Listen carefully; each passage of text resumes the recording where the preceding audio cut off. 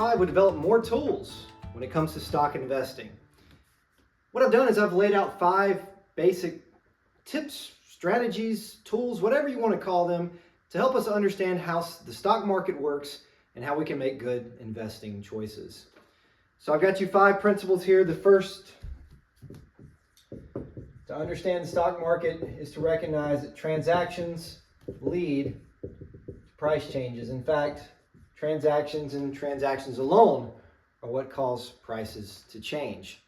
So to give you an example, let's say that there is suddenly a new COVID variant that is discovered and is expected to wreak havoc on the U.S. economy, our healthcare system, just as we did back in 2020. Let's think about the impacts that would have. Let's say that you're an investor of Zoom. You know, Zoom, the technology that's used for telecommunications. Well, let's say if you're an investor of Zoom, do you want to sell your shares now? After this new COVID variant is discovered, do you want to sell the shares that you already have? Probably not. You probably want to hold them, right? The expectation there would be if people are having to stay home and work from home, they're going to need to be using Zoom and software like that more often, so probably there'd be greater revenues for my firm that I'm investing in. Also, do you want to invest in Zoom? If you don't already own Zoom shares, would you like to buy some? Probably you would. So what happens here is you get more buyers, more people trying to invest, and you get fewer people selling shares of it. So if you're somebody who doesn't have it, you want to buy it. If you're somebody who has it, you don't want to sell it. And the result here is this will create upward pressure on price. To use economics terminology, we have a decrease in supply and an increase in demand. And if you remember your basic supply and demand graphs, whenever that happens, so this is price and quantity, when you get more buyers, you get more demand, fewer sellers, and you end up with an increase in price, if that is something that makes sense to you, okay? And that wouldn't be the only firm that would be affected by this. This would affect loads and loads of firms. So what about Carnival Cruise? So if Zoom would have increases in prices, what would happen to Carnival Cruise Line? This would have an impact that would be completely opposite, okay? Do you want to invest in Carnival after a new COVID strain is discovered? Certainly not. So there'd be fewer buyers, and the people who have it right now would be trying to sell it as quickly as possible. And so the end result here is the price would go down. And this would happen very, very quickly, incredibly fast, okay? So as soon as this new COVID variant becomes public knowledge or even private knowledge, you'll start seeing stock prices change, and they will change very, very rapidly.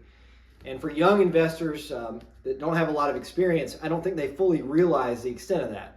You know, we'll have something like a new COVID variant, and then a week later, a student will come to me and be like, you know, I'm thinking about investing in Zoom because I think, you know, because of the COVID variant, it's probably going to do really well. Zoom probably will have a lot of revenues. It probably will have higher profits because of this. But the price change has already happened, okay? By the time you learn about these events, the market has already adjusted to those events. So it's really difficult to take advantage of them. So this is a fact that matters, but it's not one that we really can use to our advantage. It's just part of understanding how the market works, okay? So transactions lead to price changes. That is definitely true. Remember, when it comes to stocks, there's no changes in quantity that's driven by changes in the market. Meaning, if everybody suddenly wants to invest in Zoom, that doesn't mean there's going to be more shares of Zoom to buy. There's a finite amount available at any given moment. So the only thing that can change is prices. The quantity can't be adjusted.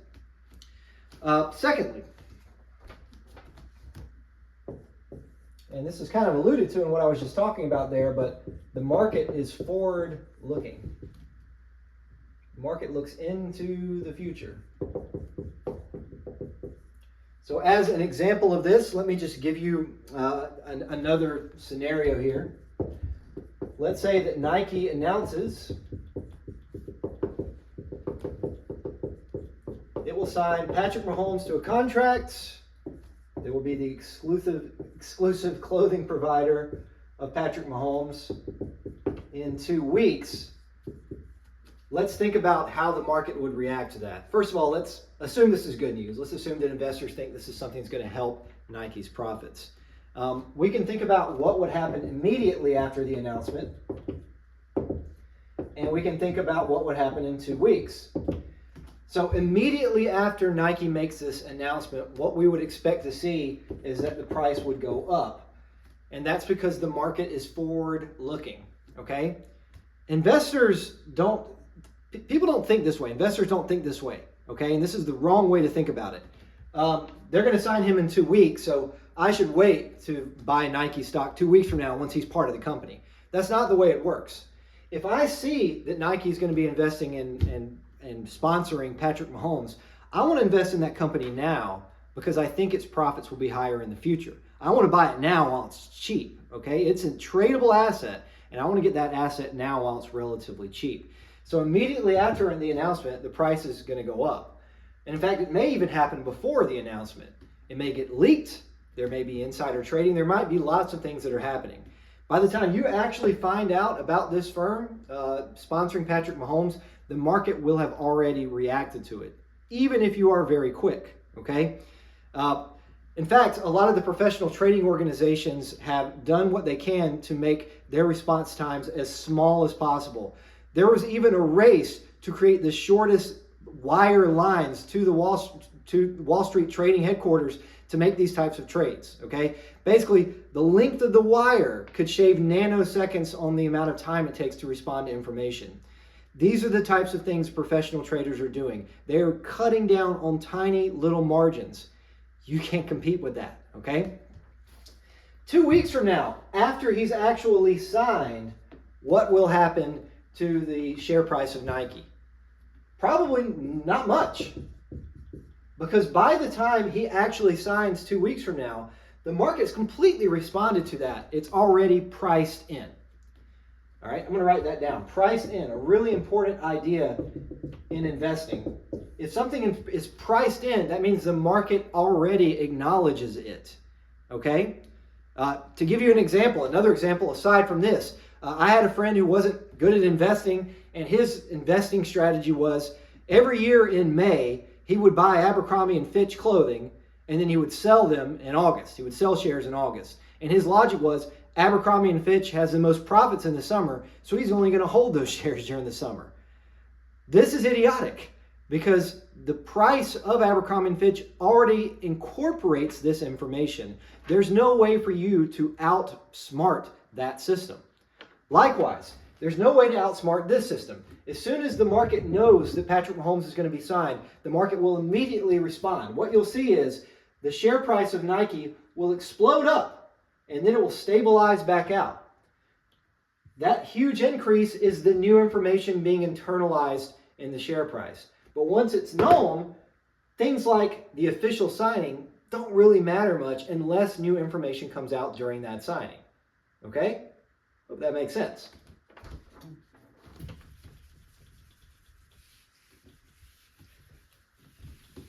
And to give you an additional indication of the idea of the market being forward-looking, we can think about some different firms out there. Okay, so for example, let's think about NVIDIA, Microsoft, and Lyft. Now, these are three very different firms, but they're all American corporations that I'm sure you've heard of. The profits in 2023 for these three firms are as follows. NVIDIA made about $15 billion. Microsoft made $146 billion. Huge amount of profits, right? And Lyft actually wasn't profitable at all, and it actually hasn't been yet. Lyft is a company that's losing money right now. For the investor that doesn't really understand the stock market, they might assume that this information is really crucial in assessing what the company is worth. And if it was a private company with just, one owner, these things would matter a lot. But when it comes to stocks, the stock market is forward-looking, which means current investors don't so much care about past or even present profits, or even necessarily, they don't care that much about profits in the next month. What they care about is what's going to happen in the long run, 6 months from now, a year from now, and so forth, okay? And so if we look at the market cap on these three firms, it will kind of give you that indication. NVIDIA's market cap is $3.1 trillion, which, if I'm not mistaken, puts it as the second or third largest corporation in the world at the time that I'm saying this. Microsoft, which has far greater profits, is worth a very similar amount to NVIDIA when we think about it in terms of market cap. Remember, market cap is the total value of all of its shares. And Lyft, which has negative profits every single year, is worth about $5.4 billion, which is paltry compared to these other two firms. But think about it. This company, which is losing money year after year, is worth a lot of money. The reason for that is that the market is forward-looking. People are willing to invest in Lyft not because it's profitable now, but because they anticipate it could be profitable in the future.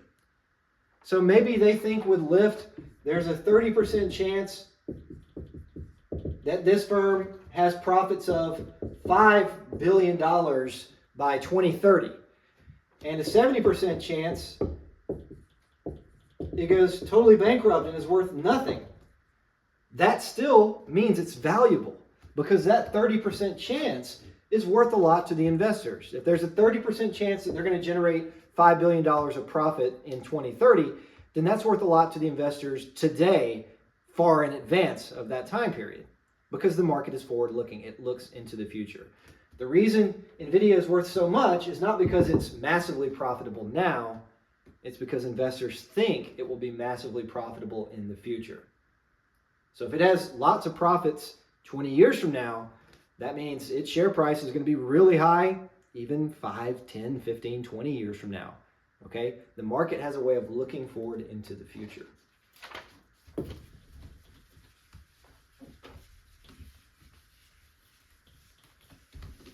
Five principles of stock investing. Number 3, investors are usually rewarded. We've talked about this already a couple times in the prior videos, but the expected return based on really all we can do is guess. All right, so I'm going to say this again. We don't really know what the stocks are going to do in the future. We don't know what our expected returns are going to be. But the best we can do is look at the past. That's still perhaps not a very good estimate, but it's the best we've got. The stock market doesn't follow any rules, really. The value of U.S. companies will be based on our ability to produce. So if we can become more productive as a country, our stock market valuations will inherently go up over time. So as I said before, we can expect a return of about 10% annually. And that number comes from historical averages. If you go back the last 50, 80, or even say 30 years, you're going to see a return that's pretty similar to that. Any given year, though, there's a lot of risk and a lot of volatility.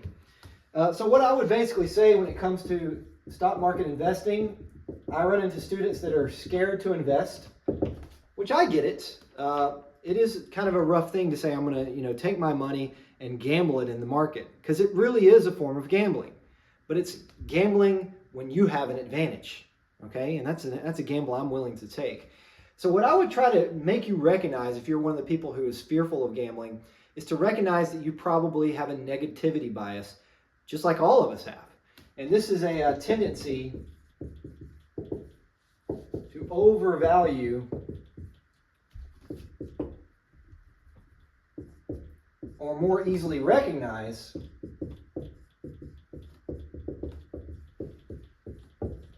bad news. So if you go up to somebody on the street right now and you ask them, how's the economy doing? They're going to talk about a lot of negative things, okay? Or if you ask them, how's crime in the United States? Is crime getting better or worse? They're going to say, oh, it's getting much worse. That's because they recognize the negative that's happening. News cycles probably play into this as well. Nobody goes out and gives a news report and says, hey, nobody was murdered today. Who cares, right? That's not interesting news. Or like, here today on this street, nobody had their wallet stolen. That is not news. But when someone is murdered, or when there is a rash of crime or theft, those things do hit the news, and those things make us remember it, right? Probably things like shark attacks sort of have the same lasting effect on us. If I ask you how common is it to be killed by a shark in the United States, you might say, well, it's pretty common because you've heard a lot about them. In reality, it's incredibly rare. So we have a tendency to focus on the negative. So when we think about the future, like right now, it's 2024. When I think about the future, my tendency is to be like, oh, well, COVID's still a problem. The government has all this debt. Oh, there's war over in Eastern Europe. All of these things I can talk about, this negative stuff. But in reality, the economy has never been stronger than it is right now. The world is much more peaceful than it has been in prior decades. Crime is down in the United States.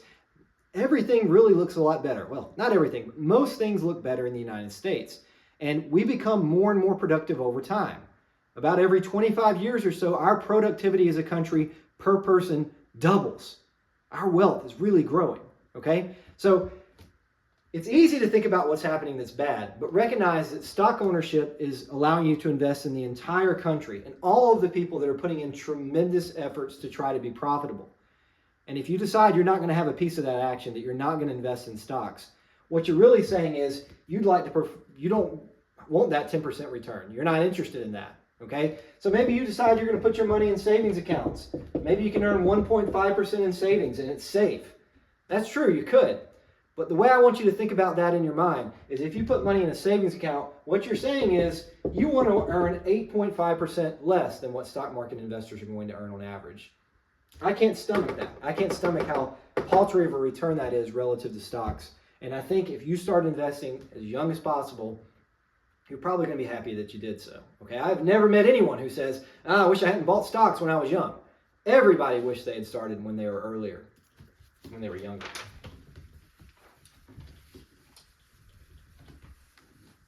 Principle number 4.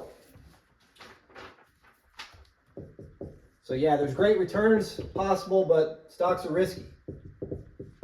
No doubt about it. And if we look back over historical data, about 1/4 of years have negative stock returns in the United States. So what that means is if you put $10,000 in the market today, there's about a 25% chance that you're going to have less wealth 1 year from now than you have today. And that just comes from the territory, okay? And this is how I like to think about it. Imagine you're playing a game, flipping a coin. If you flip a coin and it's heads, you win $1,000. But if you flip a coin and it's tails, you'll lose $950. And my question to you would be, would you be willing to play this game one time? A lot of people wouldn't. I don't think I would, okay? Playing this game one time is a coin flip, and the pain of losing $950 really hurts. People exhibit something called loss aversion, which is generally people that gather more pain from a loss than they gather happiness from a win. So losing $950 feels worse than winning $1,000 feels good, okay? But stock investing isn't playing this one time. You're allowed to play it over and over again. So if I said, do you want to play this game one time? You might say no. But if I ask you, do you want to play this game 100,000 times? I hope your answer would be yes. Because over large samples like this, it becomes a virtual lock that you will make money. And stocks are like this. It's very risky per day. Every day is a risk. Every year is a risk. But over a 50-year investing life cycle, we can be pretty comfortable in our odds of winning money. And if things really don't work out, if the stock market goes to zero, if stocks collapse and all of your wealth goes downhill, I hate to tell you, but the world's in it, okay? If you invest in stocks and 50 years from now, you lost money in the stock market, I think money will be the least of your concern.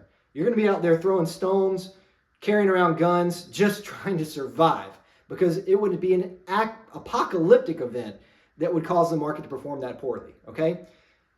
Part of this goes into economic fundamentals, all right? We get more productive over time. We build more things. The buildings that our generation's growing now, the things that we're doing, future generations can learn from. Our technologies improve over time. We don't forget technologies, we only create new ones. So we're getting more productive. And as long as that continues, the stock market's going to go up. It has to, because productivity is connected to the value of those companies.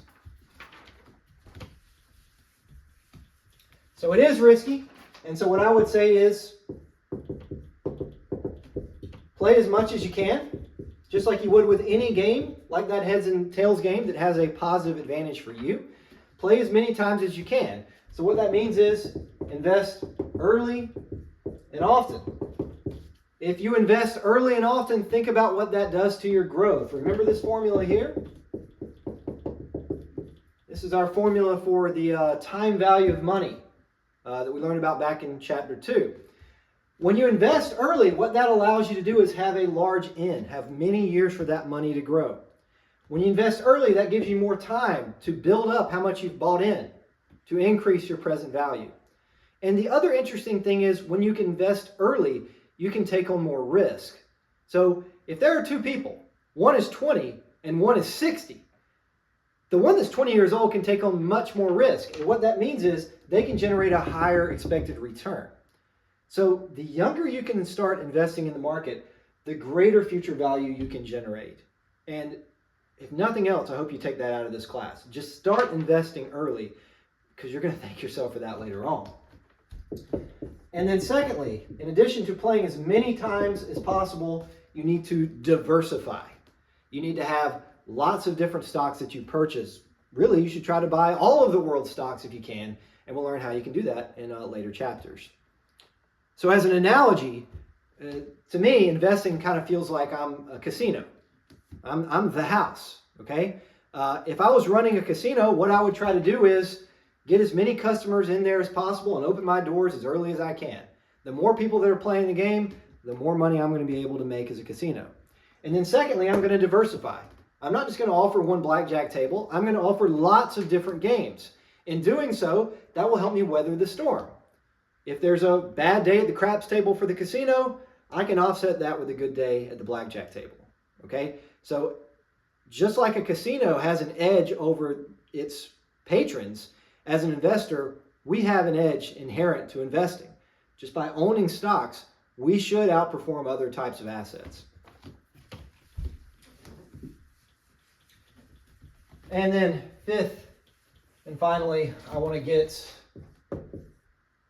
into your, kind of attack your ego here a little bit. We need to recognize that the market is impossible to predict. And we need to understand why that's the case. Now, is it really impossible? I don't know if it's impossible to predict. This is something that's debated in academic circles and has been for decades. But it gets real close to being impossible to predict. So what I mean by that is, if there's an expert that's trying to predict whether McDonald's is going to have a good year as an investable asset, that expert is no better than just some random person at estimating what's going to happen to McDonald's in the future. So believe it or not, stock pros, stock professionals, those that spend their entire lives dedicated to stock market investing, they actually underperform the market. We're going to learn why that's the case pretty soon in this class, but what that should tell you is if there's somebody who has all of the information in the world, they've got all these computers, these incredibly fast computers, they've got those short wires so they can make trades very quickly based on news. Those people, if they underperform the market, how do you think you're going to perform better than the market? I have a lot of students who come in thinking that the stock market is all about, looking at charts, doing research. That's garbage. Looking at charts, doing research does nothing for you except waste time. The professionals who do it as a career, they can't beat the market. So if you just invest in the entire market, you will, on average, beat the professionals. Secondly, recognize that every trade has two sides.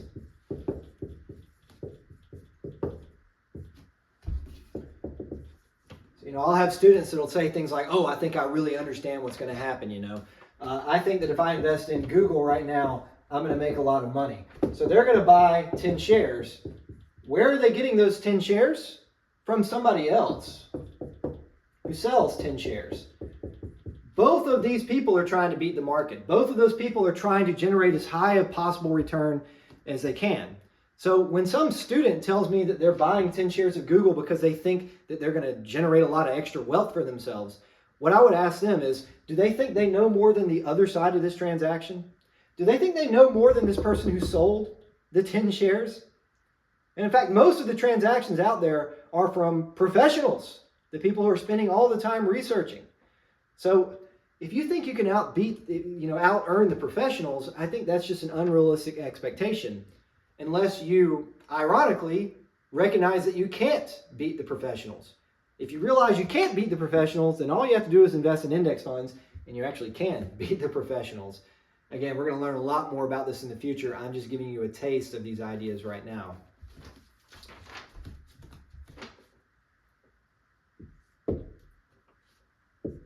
And then finally, you need to recognize that any new information is priced in. So as soon as something happens, like if Google makes some big announcement and you think you're going to profit from that, there's no way to do so. There's no way for you to react faster than other actors in the market. So anytime you make a trade based on something you've learned by doing research online, this stuff drives me crazy, by the way. The people who look at charts on a computer and think they're going to use that to invest, that is just utterly ridiculous. Everybody can look at charts. If looking at charts could generate you profits, then everybody would look at charts and then they would outperform the market. But they don't. It doesn't do you any good. My analogy here is always like, what if I told you I've got this amazing tip for playing basketball? You're not going to believe this. I figured this out. Don't tell anybody now, okay? When I play basketball, I wear basketball shoes. Now, wearing basketball shoes helps me perform, right? It helps me be a better player. But does it help me outperform my competitors? No, because everybody has basketball shoes. It doesn't do you any good. The same is true for any other information. Reading the news, looking at charts, garbage. Doesn't do you any good because everybody can do it. You can't get any new information out of that, okay? So I think if you drop your ego a little bit and accept that you're not going to outperform the market, that you're not special, that you don't have any special skills, your future is going to be better. I really believe that.